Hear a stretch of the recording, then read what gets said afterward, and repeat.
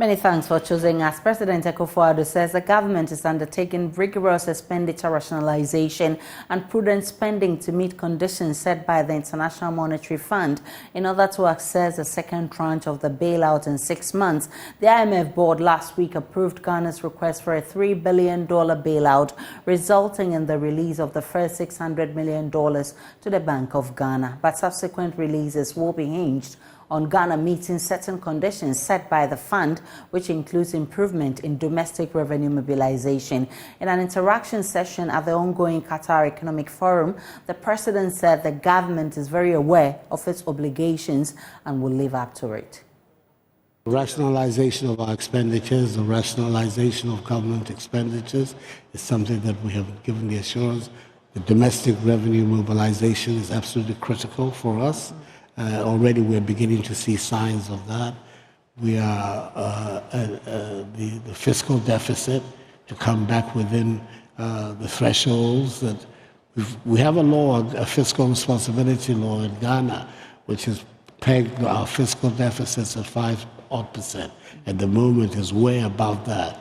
And the sooner we can bring that again to a more acceptable threshold, the better it is for our economy. So these are all several areas of activity that we see as being absolutely essential for the future of our country. How concerned are you that, Ghana next year has an election, you'll be leaving office.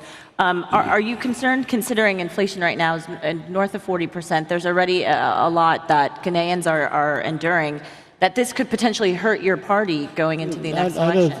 I think that the global situation has not been kind to incumbent governments all over the world, and our situation will be no different. But at the same time, I believe that we have enough time. We have 18 months. I leave office in January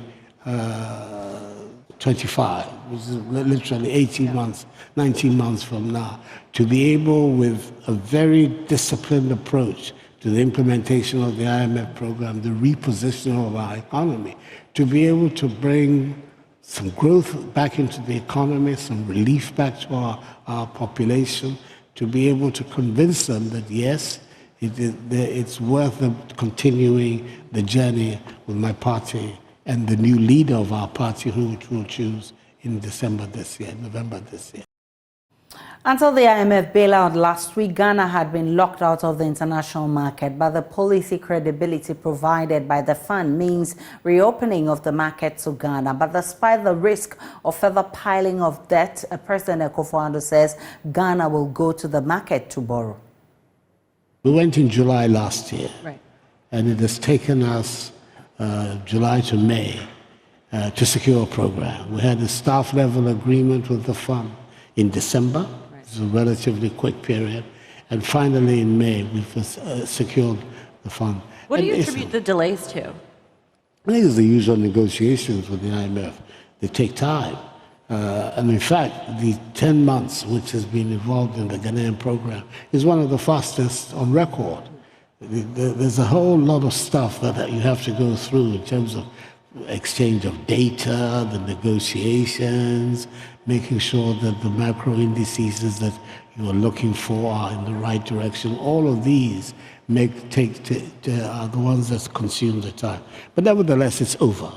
And now we believe that it is going to provide us with a foundation for redirecting the economy, repositioning the Ghanaian economy, firstly, to regain the macro stability that had been lost. Secondly, to be able to have a better control over important data like interest rates, inflation. And then finally also to position us to be able to go back into the international capital market, which had been a source of funding for us for the first 3 or 4 years of our government. Well, still on the IMF, the government says it is also taking necessary steps to review all existing flagship programs as part of its objective to strengthen fiscal policy. This is contained in the IMF's May 2023 country report on Ghana. One of the flagship programs, Free SHS, has already been described by the fund as poorly targeted, with the country's education system producing poor learning outcomes. My colleague Isaac Kofi has been studying that report and shares with us what informed government's decision and the status of the flagship programs. With respect to this flagship programs that we're talking about, government has been given some updates in the report, the May 2023 report on Ghana. So according to government, and I'm stating this, I'm quoting what government said, they said they are taking steps to review all, flagship programs. Okay. And the last time we checked... that's an instruction from the IMF? Well, it is government's own advice policy to achieve fiscal, discipline or the fiscal... To meet IMF requirements. Absolutely. Okay. So we checked from the 2023 budget to see the number of flagship programs that government currently has. It's been varying if you compare year on year. So when we checked, we found 16 of them, including the Free SHS, One District, One Factory, the 1D, 1F, and then also the current one, which is, the hospitals across all, districts. So the government is saying it is taking steps to review. And if you say all programs, then it means we are including a Free SHS as well, because they did not exclude any program. It stated categorically that all programs. And so we also did some small checks, and we saw that if you look at these 16 flagship programs that we're talking about, government has actually projected that this year it is going to spend some 9.6 or a little over 9 billion Ghana cedis on it, which is more than $900 million. So you ask yourself, is it resource constrained, or is it that some of these programs we do not need them again, or what is it going to be in terms of reviews? I think last year, 2022, the figure was around the same amount. So it's been varying, but on the average, it's around $8 billion a year. So we need to pump $8 billion every year to make sure that we have all of these, flagship programs running. Do we know how much we need to reduce spending on these flagship programs to be able to meet the IMF requirements? Well, so we do not have the specific figure, but what we know is that in 2023, there's a huge budget deficit for government to fund. We can now go on Zoom and speak with the National Coordinator of the Ghana National Education Campaign Coalition, Bernice Mperije, for more.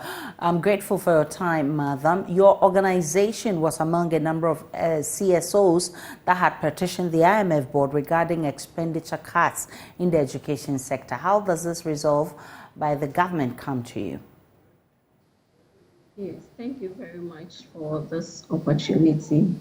The issue is that in the education sector entirely, we were looking at specifically the basic schools, which is so much under-resourced. And then looking at the report, they said the free senior high school has increased the enrollment, but that was not, it was poorly targeted. Yes, because we are all very happy about the free SHS, but we're calling for a review at a point in time because we realize that more resources is being channeled into the senior high school and the basic school is being neglected. So if the report is talking about it, then it is in order. But our main concern was how to resource the basic schools very well, which is the foundation of our education in preparing those children to the senior high school. So we were expecting to see some specific instructions with regard to the IMF fund to be able to source the basic schools very well. So we are not too happy that more money will be channeled to free SHS once more, and then not getting something very clear on the basic school. So our concern is the resourcing of the basic school, which is so much challenged across the country, looking at various researches that has been conducted by CSOs. We're talking about review by government. What do you expect to see if government says it's reviewing its flagship programs, including the free SHS? Yes, we've seen that it's difficult for the government to fully fund the SHS, making it free entirely. So if there is a review, especially the feeding, which is so much of a challenge, can be looked at. Maybe if parents are made to at least pay for only the feeding of their children, and then some basic things that are not really available or that is not easy for the government to fund entirely, I think that would go a way to take away some burden from the free senior high school, and then some funds can be channeled through the basic schools. And then at least if a child is going to school, the child's basic like uniforms and other things can be purchased by parents, feeding should be paid by parents. And then if the government decides to absorb the whole fees, that is the tuition fees, that is fine. Then to make the whole thing free, and at a point in time, children don't have food to eat. Some of them don't have desks to sit, converting toilets into a sleeping place for students is something that is uncalled for. So if there is the opportunity for the government to review the free SHS, this is what we stand for. You should look at the feeding, at least uniforms.